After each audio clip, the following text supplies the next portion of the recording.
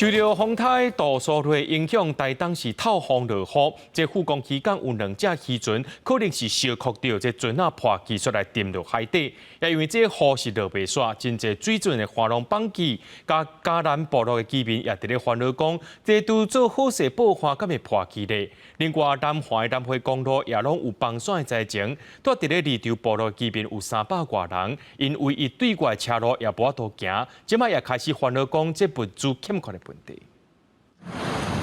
土石内面夹树枝，甲路灯挡条咧，无法度行。南回公路大九线有遮侪路段拢有石头落落来，我近轮桥遐南下的车道先封起来，用重机具过去抢修。大雨一直落，土石是落袂停。这种崩山的画面，伫咧南回公路嘛看会到，尤其在20线，伫咧出来到离岛遐是崩山的重灾区。离岛部落的居民是超过300个人，唯一一条连外道路，即马是挡掉咧，无法度落山补物资，甚至已经连续2天拢停电，总算伫27下补电来啊。大水冲进我们义道村造成我们居民的一些农作物损失非常惨重，有些电线杆也有倒塌的情况。台东一直传出崩山的意外，有人的徛架是遮瓦山壁，土石流搁灌入去厝内，家己的灶骹拢淹去，仓库嘛拢弄歹。厝主伫遮住50天，阁是第一摆拄到这种状况。我当作单位，啊听砰一声，尾后我唔对出来看，啊土都入来啊，你干嘛到遮？大风大雨，甲台东是扫甲密密麻麻。嘉南村的居民看到溪水一直涨悬，规工拢足烦恼。就惊拄起好的爆发搁冲破去，因为遮侪年前的8八风灾，雨反射是破坏甲真严重。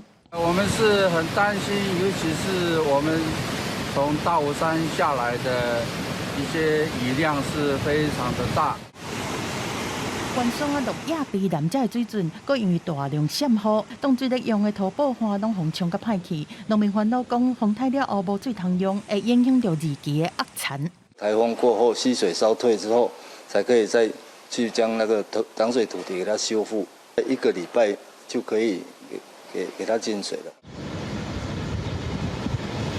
强风大雨嘛，互台东沿海的风影是扫甲真凶。富冈渔港有渔船，敢若是互风影拍入去港区，结果去弄到受损的沉船，船长是真无奈，初估至少损失60万。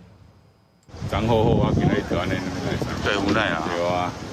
竭力来尽量来帮他们跟县府啊，还有我们渔业署来争取，看是不是有一些天灾的一些补助。